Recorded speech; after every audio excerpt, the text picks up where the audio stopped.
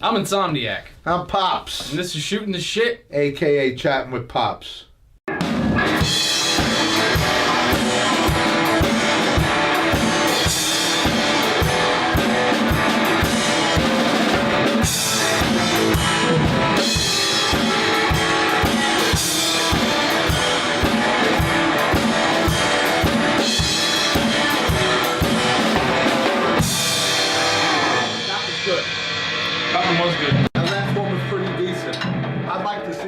Alright, so this is episode 30 of Shooting the Shit, a.k.a. Chatting with Pops. 30. And, 30 episodes. Isn't that something? And, let's see. Today we have a patron-picked topic, because this is a patron-exclusive full review. This is not a review. Holy crap, I feel like I'm confusing everything. I do too many videos. What? This is a patron-exclusive episode. That's what I meant to say. Right. And the topic today is from Jason F. What got you into cigars and whiskey and when? I guess meaning me. Because then the second half of it says, what made Pops say no to drinking, no smoking, and when and why? Yeah. So, yeah, kind of two different paths there between the father and son. This will be interesting. And excuse me for not drinking during this episode like I normally would. But actually, right after I'm done with this, I need to go review a cigar, and you don't really want to screw with your palate that way. Let's see what this vibe's like, a night vibe. This will be You guys can't tell, it's just as bright as always. Yeah. On the other side of the camera, it's dark. Where should we start with this one? This is. I like this topic. I picked it. If I go back to smoking cigarettes or smoking at all, there was a day, probably back in the 80s, where, quite frankly, I had a panic attack. I was smoking cigarettes at the time, and my wife as well. And but I was young. I guess I don't think I was more than 20-ish or something. I don't think I smoked, but between maybe 16, 17, and there 20. And I had a panic attack. I went to the hospital, and in the hospital they said to me, "You realize smoking, raises your blood pressure, raises your heart rate." Like, huh? So I was like, really? Yeah, So I remember when I got home. Now, most of you folks out here probably will not remember these commercials, but there was a commercial when I was younger that they used to show people to quit smoking, and people would break the cigarette pack in half and throw it in the garbage. And that was an advertisement to get people to stop smoking, quit the habit. True story. And so I actually did that. I came home, took the cigarette pack, threw it in the garbage. I never smoked again. Isn't that something? That's the truth, man. I never had another cigarette. The panic attack was that bad. I realized, that I wanted to take care of myself on some level, and I threw them away. As did my wife a few years later when she was pregnant with Insomniac over here. She actually prayed about it. Another true story. And God gave her the grace. She stopped smoking. So we stopped smoking a lot. So you figure, let's see. Wow. Like 36 years ago, I stopped smoking. And again, I only smoked for maybe 3 years, if that. But it wasn't for me. But there's more to this, not smoking. All right, so I did some drinking in my day. I never had an issue or a problem, I believe, with alcohol or anything like that. But I definitely would get banged up, and I wasn't a fun drunk. Going forward with this, 1982, me and my missus, my wife, who I'm still with 38 years later or more, accepted Jesus Christ as our Lord and Savior. Some of you know that. Some of you comment and seem to enjoy that and dig that, and I'm glad. But this is the answer to your question. When that happened, that was it for me. And I just said, no, well, a clean life, it'll be from here forth. And I did everything, even to this day, to, go forward with a clean life. Now, as the years have passed, there's a lot to this. It's why I picked this topic. It's one for me. As the years have passed, not only do I want to lead a clean life with God's help and grace, but I come around to realizing and finding a program that made me come to see the pain and the agony of people that have addicted children, husbands, wives, whether it be alcohol, whatever, and the pain and the distress and the misery that it does and causes families is just it breaks my heart. And so I take this very seriously. That's how I've come to, that's all the steps. But right now in my life, I'm so diligent because I've seen it devastate lives. It devastated my life. Here's something I'm saying out here in public for all yous. I had a rough background growing up, and my life was rough in a lot of ways. And so there was a point where I just knew I need something to help me, which was God. And that I chose, I'll call it that, a clean life, a different life. And then learning more about stuff and seeing the destruction that was happening in my own life, which thank God I'm overcoming every day. And I'm proud of myself because I've overcome a lot of hurdles, and now I'm helping people in various ways. And I'm grateful for that. You can overcome destruction and devastation when you have a father that's a drunk or a mother. It's a hard life. I had some problems myself, but you know what? By the grace of God and the all-wit to say, hey, the intestinal fortitude to go, I'm not going to live this way because I was a mess. I've overcome stuff. So this is a real close topic to my heart. I take it very seriously, and I'm telling you, man, when people don't get a hold of themselves with this disease of alcoholism, they call that a disease, or any addiction, it's devastating to the family, to those around you, to friends. It's a bad thing. And it actually goes to back to episode number 1. Right, and we talked about alcoholism. Yes, it ruins lives, I promise you, and it devastates your children for generations. I take this very seriously. So it's no game, and that's why I feel so strongly about it. Now, I bust Rob's chops, I do. He doesn't seem to have a problem. He's a casual drinker, always has been. Thank God.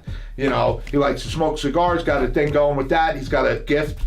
All right, good. For me, I like the clean life all the way straight down, down the road. And so that's the deal. That's the answer to your question as well as I can answer it and as full as I can answer it. But I'll say this. I said it then. Fuck alcoholism. Fuck addictions. It sucks. It's hell. And it ruins people. So there's my answer. Now on to you and your loving drinking and smoking cigars. Here we go. Everything in moderation. I guess. Gotta have some balance. I mean, you're not having. You're not fun. shooting heroin in moderation. Well, I'm not talking about heroin. Okay. Cigars and you don't want to commit suicide in moderation either. You can only do that once. Right. I'm busted, but go ahead. You got to have a little fun. Jeez. Yeah. But in terms of how I got into cigars and whiskey, I'll start with the whiskey thing because that's not as interesting, I don't think. I got into whiskey pretty early, and that is actually because, when you're in your early 20s, of course, you go out to the city, which our local city is New York City, and you're drinking with your friends and whatnot. Well, I always would look around at people my age, and they were all just a bunch of jerk-offs. And, of course, they were all... Jerk-offs! They were a bunch of jerk-offs. Model. And, a bunch of immature little pricks, and they're all drinking vodka. That's what you drank when you were in your 20s, at least in my generation. So I started looking around at that, and it took me no time at all to be like, you know what, let's step it up to something that's a little bit more mature than this douchebaggery that's going on here. So I somehow quickly made the switch from vodka to let me try some of the brown stuff. And I think one of the first whiskeys I had was actually Jameson. And it was pretty smooth. And I was like, all right, I could do this. And then I started looking, into whiskeys a little bit more. You thought Jameson was smooth? Yeah. Oh yeah, no, that is kind of smooth. I'm thinking of Black Label. All right, go ahead. Sorry, I'm into Black Label's excellent. I have a bottle of it right there. Pretty damn harsh. I don't think so. All right, well, go ahead. But anyway, the kind of long story short on how I got into whiskey, and pretty early, it was in my early 20s, was literally just, it looked like a bunch of kids and kind of party-going douchebags were vodka drinkers, and I wanted to kind of class it up a little bit, so I went to whiskey. That's how I got into whiskey, basically. It was, whatever. Cigars, that's a whole nother story. I started smoking cigars when I was like 19 years old, 18, 19. I've always kind of had an interest in cigars, and one of them was because of a teacher I had. Oh, yeah. When I was in elementary school, we had this teacher. He was the coolest dude in the whole world. He was driving Vets and had all kinds of cool cars. He'd wear Italian suits, Played a lot. And he was Italian. He was. Played a lot of golf. He was sleeping with every female teacher in the school. What the? And this guy, I won't say his name on camera just in case it ever gets back. Yeah, you just said that. This guy always smelled like the perfect combination of cologne, coffee, and cigars. And I remember, and he was like a role model, this guy. I always thought he was the coolest guy. A role model. He was awesome. Cologne, cigars, and whiskey. Great. No, cologne, cigars, and coffee. Probably whiskey when he got out of school. It was fantastic. But I'll never forget one day, being down in the basement area of the school. I think it was lunchtime or something. Maybe I was coming back from the bathroom, and the door to the janitor's room was cracked. This cool-ass teacher was sitting in there smoking a cigar. Because I guess, you could smoke in the school at that point, as long as it was in a certain room. And I remember, him saying to me, he was like, Robbie, whatever you do, don't ever start smoking. Great. Well, that had the opposite effect. Here's the coolest guy I ever saw, sitting there smoking a cigar, drinking coffee, reading the paper. Yeah, I'm great. like, that's pretty cool. Worked. Of course, though, I was in elementary school. I didn't, go out and start smoking anything at that point. And I never had an interest in cigarettes. So I didn't influence him.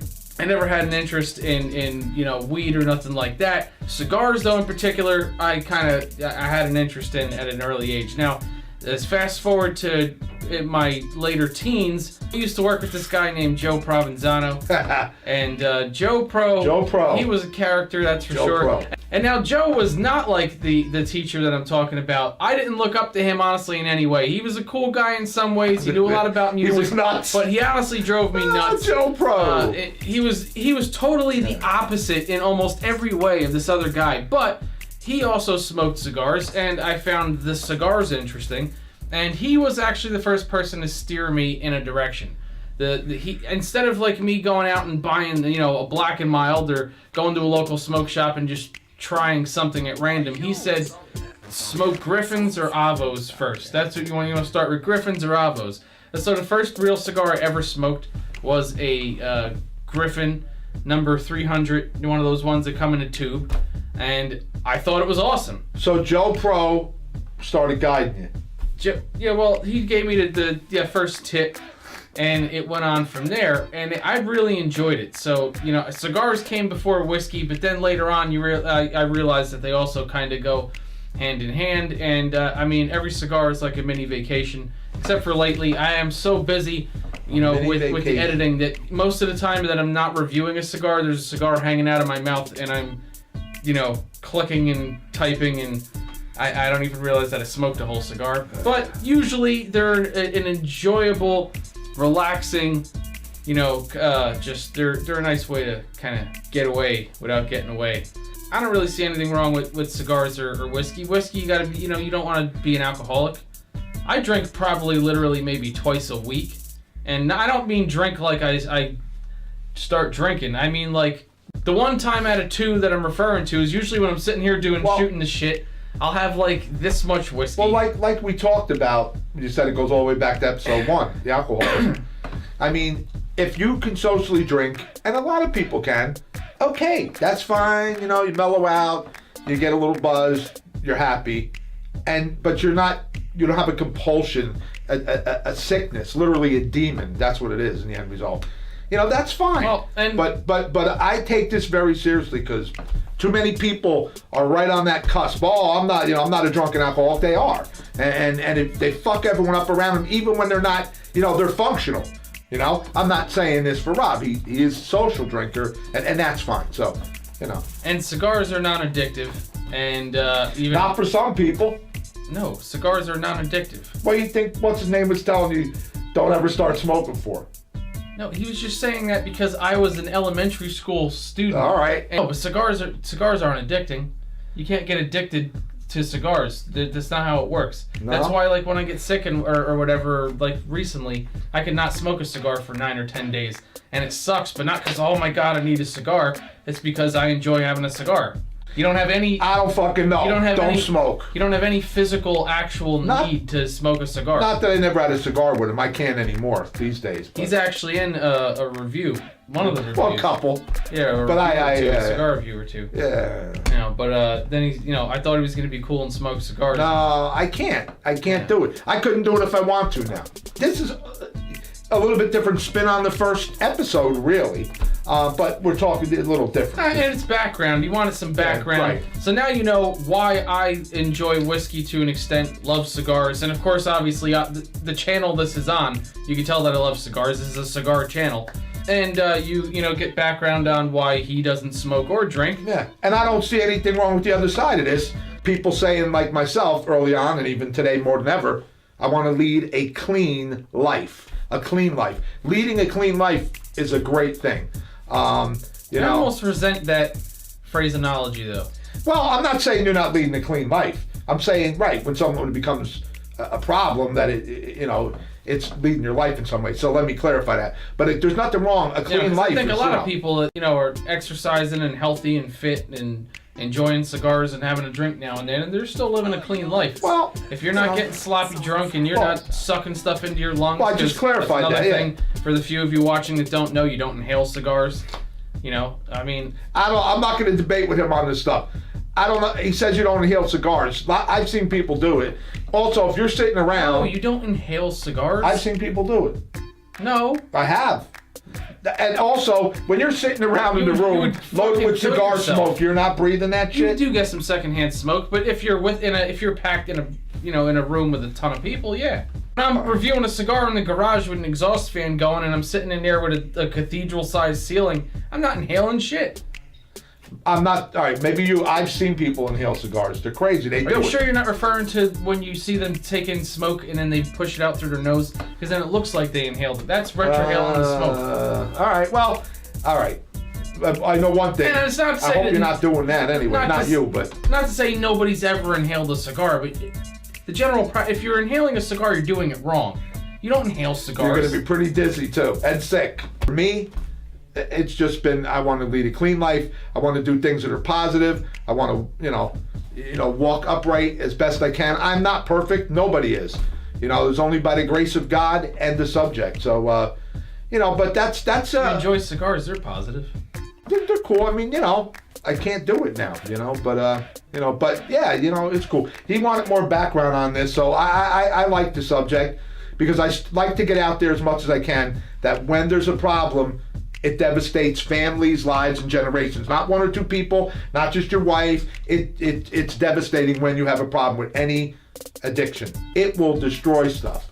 And, so I'm very serious about that. And I take my life now just about every night to hope that I can help somebody else out of their pain. So this is a serious subject for me, not a joke. But there's nothing wrong, again, if you can enjoy it, be casual, but not functional. There's a lot of people who are functional.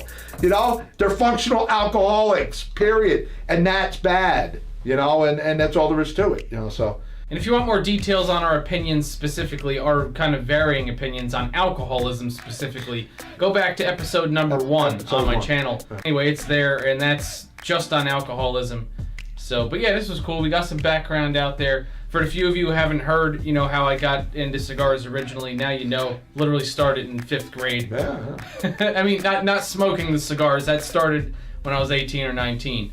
But yeah, so then that's, I think, a pretty interesting story for sure. So anyway, yeah, kind of serious topic, but an interesting one. Definitely gives you some background. Now we're on to joining a patron. Click on the link thing. There's not joining. This is a patron episode. Oh. We're telling the patrons to join Patreon. Phenomenal. Right. All right. Sorry. For the 3.5 of you that are watching this that aren't patrons because it was shared with you, maybe spend $1. Also, we could use some more topics. I mean, we're certainly not out of topics. We have like a list of topics, but we always like some fresh stuff thrown in there. So if you would like to leave a topic on Patreon, when I post this link on the Patreon page, comment below the video and leave us some suggestions. We'll add them to the list. And if you want to laugh, because sometimes I think you guys want to be entertained more so, then put up something that's gonna get us going. Something we could go off on. Otherwise, some of you guys are suggesting what are more serious topics, and that's what I thought about chatting with Pops, talking about some serious shit. This is serious shit to me. I take it very seriously. To me, I wanted to chat about more serious shit. However, put some funny shit up there. We're good for that. All right, so are we done with Oh, this? so yeah, anyway, see you all at episode 31. Leave some topics, be awesome, smoke cigars. Goodbye. We're out. All right.